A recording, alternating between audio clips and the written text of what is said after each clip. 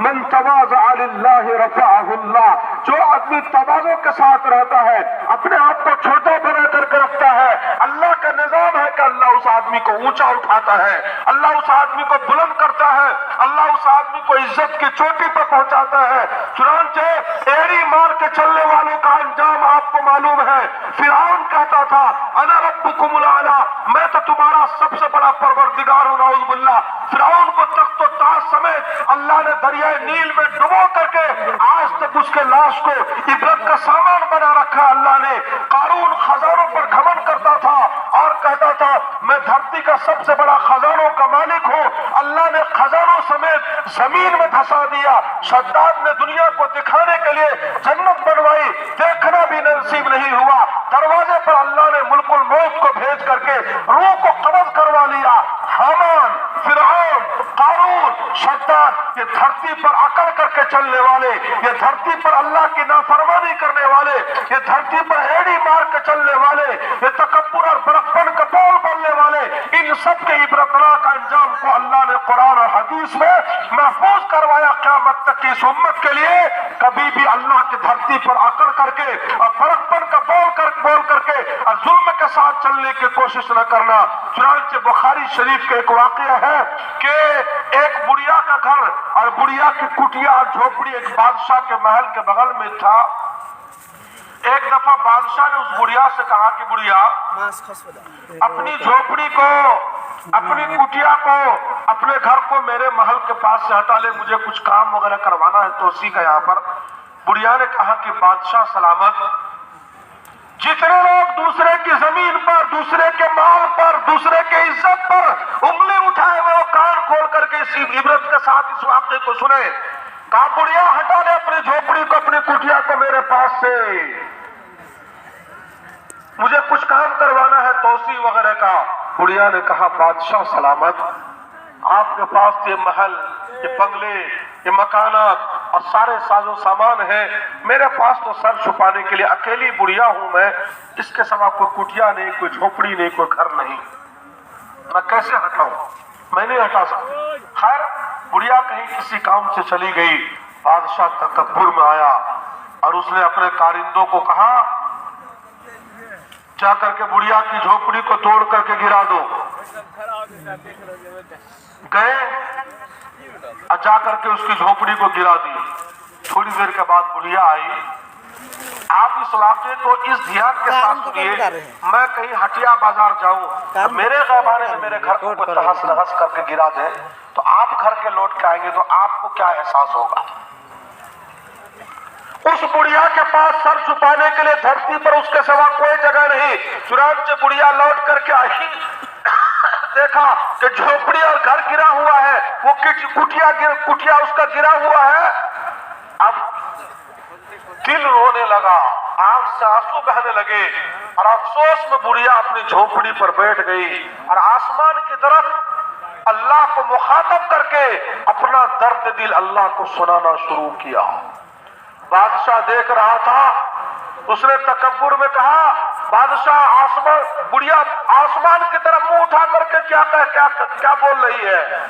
بڑھیا نے کہا اے ظالم بادشاہ، تو نے میری جھوپڑی گرائی ہے، میں تیرے محل کے گرانے کا انتظام کر رہی ہوں۔ اس کے بعد اس بڑھیا نے کہا کہ اے اللہ، اے اللہ، اے اللہ، جس وقت اس ظالم بادشاہ نے میری جھوپڑی کو گرایا تھا اور اس کے کارندوں نے میری جھوپڑی گرائی تھی، میں اس وقت موجود نہیں تھی، لیکن یا اللہ تو اس وقت موجود تھا، تیرے رہتے ہوئے میری جھوپڑی کیسے گر گئی؟ اتنا کہنا تھا کہ اللہ نے بادشاہ کو محل سمیت زمین میں دھسا دیا۔ اللہ نے بادشاہ کو محل سمیت زمین میں دھسا دیا۔ کسی غریب کا آہ مت لیجیے، کسی غریب کا دل نہ دکھائیے، دعا نہیں لے سکتے ہیں تو کسی کی بددعا مت لیجیے، ورنہ نسل تباہ ہو جاتی انسان کی، خاتمہ خراب ہو جاتا ہے۔ قرطبہ کے بازار میں ایک آدمی نے دیکھا، اپنی دکان کھول کر کے ترازو کا کانٹا نکال کر کے صبح دکان کھولتے ہی توڑنا شروع کیا۔ ایک آدمی نے پوچھا کہ بھائی تم ترازو کا کانٹا کیوں توڑ رہے ہو؟ کہا کل میرے پڑوسی کی موت ہوئی، اس کی موت کی گھبراہٹ اور دیکھ کر کے انجام کو، آخری انجام کو دیکھ کر کے، خاتمہ کو دیکھ کر کے میں ترازو کا کانٹا توڑ رہا ہوں۔ کہا کیا دیکھا؟ کہا میرا پڑوسی کرانہ کا دکان کرتا تھا، میرا پڑوسی بنیا آدمی تھا، ساری زندگی وہ آٹا، گیہوں، چاول، چینی، یہ وہ دال چاول یہ سب بیچا کرتا تھا، وہ کرانہ کا دکان چلاتا تھا، بنیا آدمی تھا۔ کل اس آدمی کی موت ہونے لگی، ہم لوگ اڑوس پڑوس کے سارے لوگ جمع ہو گئے، جب دیکھا کہ بدن ٹھنڈا ہونے لگا، رنگ بدلنے لگا اور آخری کیفیت طاری ہوئی تو دنیا بھر کی بات بول رہا تھا، ہوش حواس میں لگ رہا تھا، گپ شپ ہم لوگوں سے کر رہا تھا، لیکن ہمارے دل میں احساس ہوا کہ اگر یہ آدمی ہوش حواس میں لگ رہا ہے،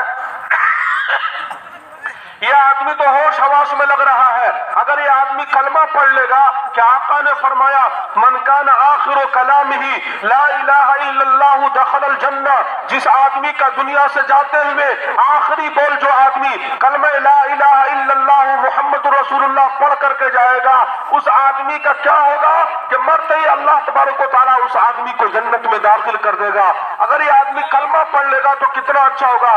چنانچہ ہم نے کہا اس آدمی سے تم ساری بات بول رہے ہو، تم ہوش حواس میں لگ رہے ہو، تم کلمہ کیوں نہیں پڑھ لیتے؟ مسلمان ہو، ایمان والے ہو، آخری وقت میں کلمہ پڑھ لو، اللہ تبارک و تعالیٰ مرتے ہی جنت کا دروازہ کھول دے گا۔ اس بنیا نے، اس مرنے والے نے کہا بھائی میں بھی کافی دیر سے کوشش میں لگا ہوا ہوں، میں کلمہ پڑھ لوں لیکن ساری بات میری زبان سے نکل رہی ہے، مجھے کلمہ نہیں پڑھنے دیا جا رہا ہے۔ کہا کیوں نہیں کلمہ پڑھنے دیا جا رہا؟ کہا وہ ترازو کا کانٹا جس پر میں نے ساری زندگی ناپ کر کے سودا بیچا تھا اور میں نے بٹخرا کو اور باٹ کو میں نے صحیح نہیں رکھا تھا، 1 کلو کہہ کر کے میں نے 900 گرام دیا، آدھا کلو کہہ کر کے میں نے 450 گرام دیا، کسی کا 100 گرام مار لیا، کسی کا 50 گرام مار لیا، کسی کا 25 گرام مار لیا، کسی کا 10 گرام مار لیا، کم ناپ ناپ کر کے میں نے ساری زندگی تو سودا بیچا۔ آج جب مرنے سے پہلے ساری بات میری زبان سے نکل رہی ہے لیکن جب میں کلمہ پڑھنے کا ارادہ کرتا ہوں تو وہی ترازو کا کانٹا لا کر کے میرے گلے میں کوئی گھسا دیتا ہے، ڈنڈی مار کر کے، کم ناپ کر کے۔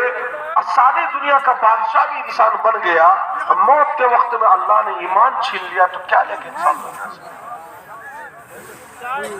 اب سمجھیے بات کو، اب تک اگر آپ نے کسی کو ستا رکھا ہے، کسی کا دل دکھا رکھا ہے، ہاتھ پکڑ کے پیر پکڑ کے معافی مانگ لیجیے۔ اب تلک جہیز والوں سے تو میں بار بار کہہ رہا ہوں، لاکھوں لوگ ہیں جو رات کو روتے ہیں اندھیرے میں۔ چپ چاپ بیٹی کی شادی کی بات ہوئی، بعد میں کہا 1.5 لاکھ روپے لیں گے، موٹر سائیکل لیں گے، اتنا سامان لیں گے، اتنی باراتی آئے گی۔ اس وقت میں بھی لاکھوں لوگ رات میں روتے ہیں۔